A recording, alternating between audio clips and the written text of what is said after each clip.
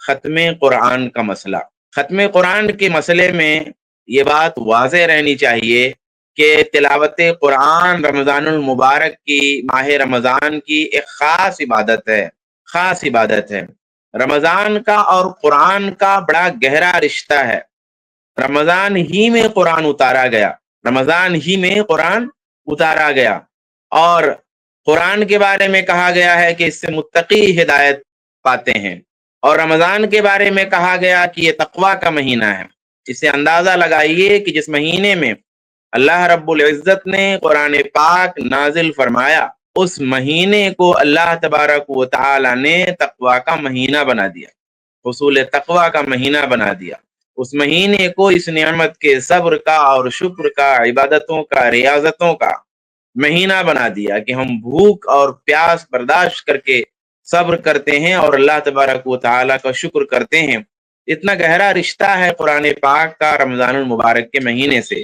ماہ رمضان میں رسول گرامی صلی اللہ علیہ وآلہ وسلم قرآن کا جبریل کے ساتھ دور کرتے تھے۔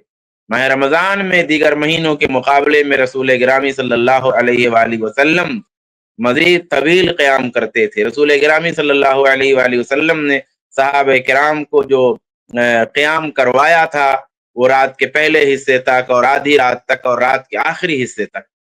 تو یہ بڑا گہرا رشتہ ہے قرآن کا رمضان المبارک کے مہینے سے۔ تو تلاوت قرآن رمضان کی خاص عبادت ہے۔ اللہ کے رسول صلی اللہ علیہ وآلہ وسلم عام دنوں کے مقابلے میں رمضان میں کہیں زیادہ لمبا قیام فرماتے تھے، اور جیسا کہ میں نے حدیث کی جانب اشارہ کیا کہ صحابہ کرام رضوان اللہ تعالی علیہم اجمعین کو جو رسول گرامی نے 3 رات قیام کی امامت کروائی تھی، اس میں جو ہے آخری رات اللہ کے رسول صلی اللہ علیہ وسلم نے آخری شب تک قیام کروایا تھا۔ اس سے اندازہ لگائیے کہ اللہ کے رسول صلی اللہ علیہ وسلم کتنا زیادہ قیام میں قرآن پڑھتے تھے۔ تو اس سے بات یہ واضح ہوتی ہے کہ قیام اللیل میں تلاوت کا حصہ زیادہ ہے۔ قیام اللیل میں جو لفظ قیام ہے اس کا معنی ہی ہوتا ہے کھڑا ہونا، کھڑے ہونے کی حالت گویا اس میں زیادہ ہے، اور اس کھڑے ہونے کی حالت میں ہم کو کیا کرنا ہے؟ تلاوت کرنا ہے۔ یعنی قیام کی حالت میں جو اصل چیز ہے وہ تلاوت ہی ہے۔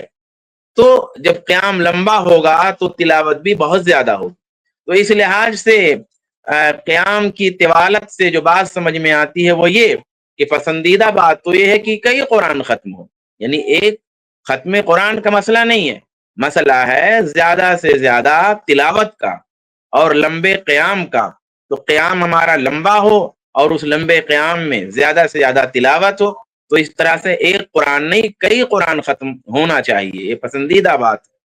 ہماری کوتاہی ہے کہ عموماً ایک ہی دفعہ قرآن ختم ہوتا ہے، عموماً ہوتا ہوگا کئی دفعہ بھی، لیکن عموماً ایک دفعہ مساجد میں قرآن ختم ہوتا ہے، اور دیہاتوں میں بطور خاص محنت کے ایام میں قرآن ختم بھی نہیں ہوتا ہے، کیونکہ ہم ختم کو ضروری نہیں مانتے۔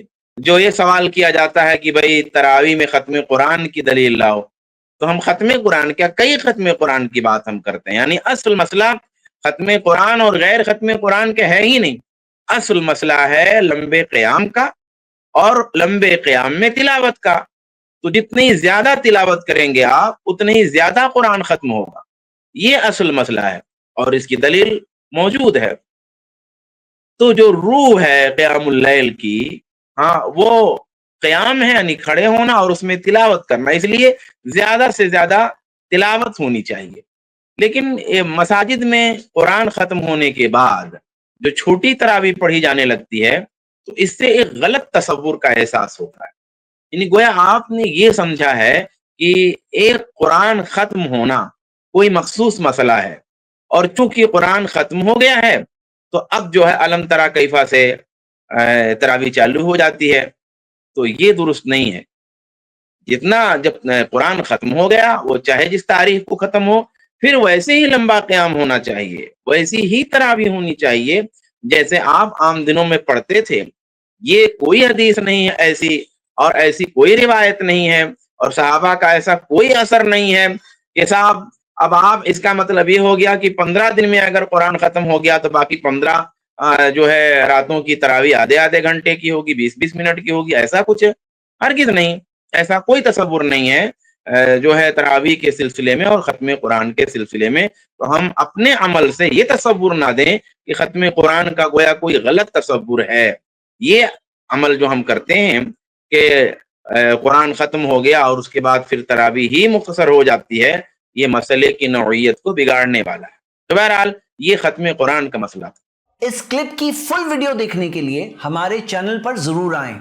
آئی پلس ٹی وی نے ایک نیا یوٹیوب چینل شروع کیا ہے جس کا نام ہے آئی پلس ٹی وی اختلاف کا حل۔ اس چینل پر صرف اختلافی مسائل پر ویڈیوز آئے گی، لیکن دلائل کے ساتھ اور بھائی چارگی کے ساتھ۔ آپ کو میں دعوت دیتا ہوں کہ آپ بھی ہمارے اس چینل کو سبسکرائب کریں، ہماری ویڈیوز کو شیئر کریں اور نوٹیفیکیشن آئیکن کو آل سلیکٹ کریں تاکہ آپ کو ہماری ویڈیوز کا نوٹیفیکیشن مل سکے۔ جزاک اللہ خیر، والسلام علیکم ورحمۃ اللہ۔